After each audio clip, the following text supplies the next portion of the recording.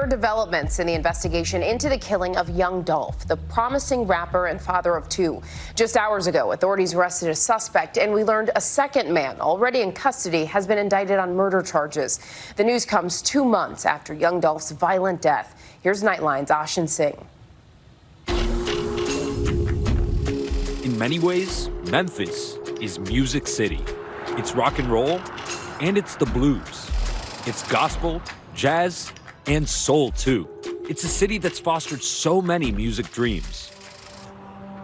It's here that a young rapper, Adolph Thorton Junior, had his own dreams that all came to a tragic, heartbreaking end just 2 months ago. Young Dolph has been shot dead in Memphis. Gunned down while buying cookies at his favorite local bakery in Memphis. One of the alleged killers posting on social media while on the run for nearly a week. Captured today by U.S. Marshals. The 36-year-old rapper's murder. Another in a seemingly endless series of hip-hop artists struck down in the prime of their lives by senseless violence. Rappers are becoming endangered species because if you look at the press and the news, every time you see somebody, someone's getting stabbed or someone's getting robbed or shot or killed. It's a pattern former NYPD detective Derek Parker knows all too well. He spent his career investigating the deaths of rap artists, working on two of the most infamous unsolved murders of all time, Tupac and the notorious B.I.G. Is violence endemic in hip-hop, in your opinion? Yes.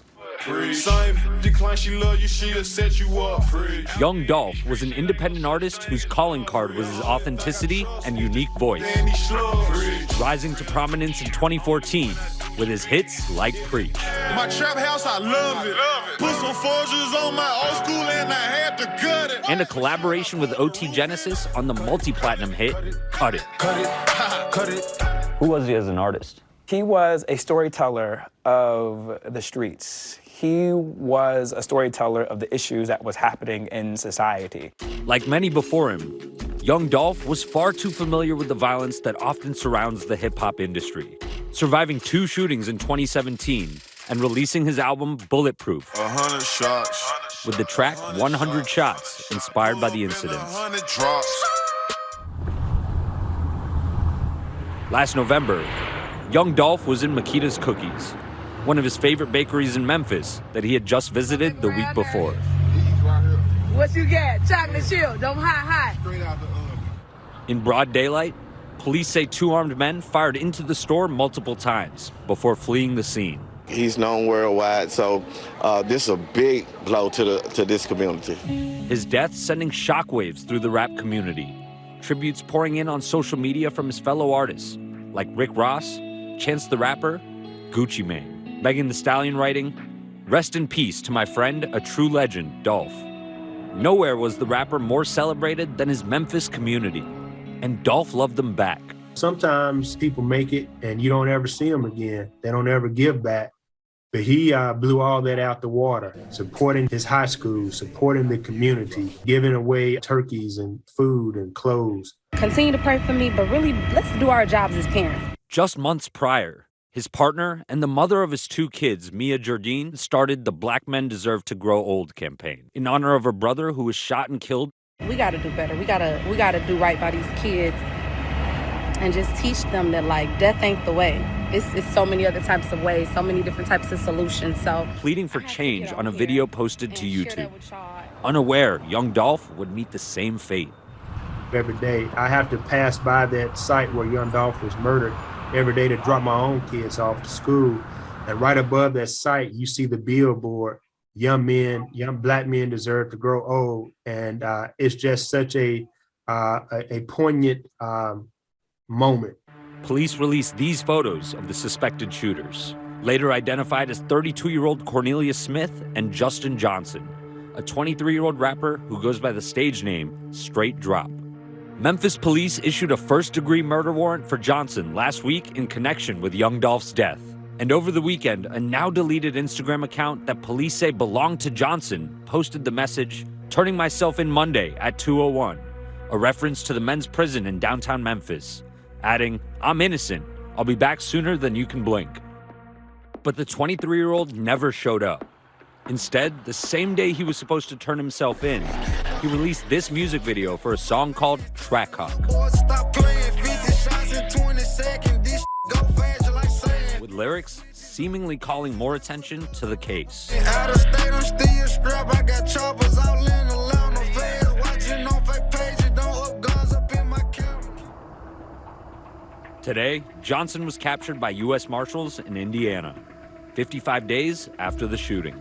And authorities also announced that Smith, the other suspect, had been arrested last month for vehicle theft in relation to the shooting.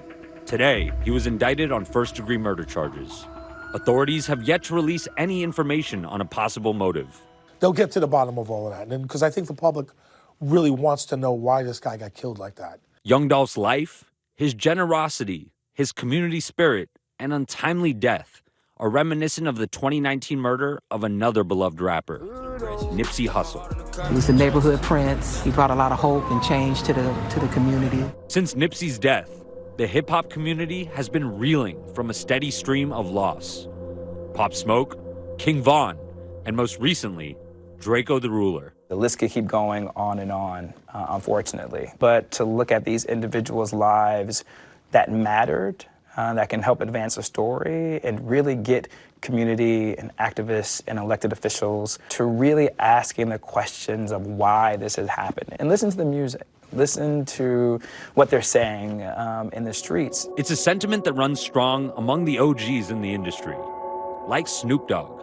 Following Draco the Ruler's fatal stabbing last month at a Los Angeles music festival, Snoop called for peace, writing on Instagram, "I'm not with anything negative.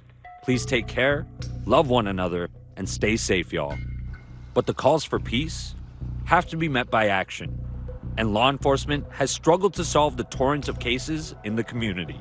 I try to say the reason that it's violent is because of the things that go on within it. The gangs again, the diss records, the beefs, and the power to be on top.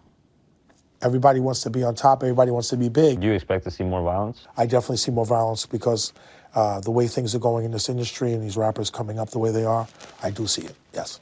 It's just too easy to put it on hip-hop. To put it just on hip-hop just isn't fair to the genre. It isn't fair to the community of hip-hop. It's not fair to the pioneers of hip-hop. It's just a product of our society, which is America.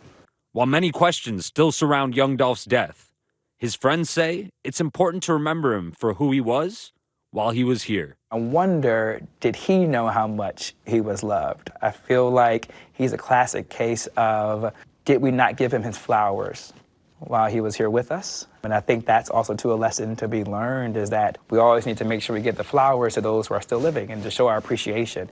His lasting legacy in the flesh, Dolph's young son, promising to do right by his father. He trained me to be a good man when I grow up. Now I'm gonna make it up to the whole world, and I'm gonna be the greatest person you will ever know.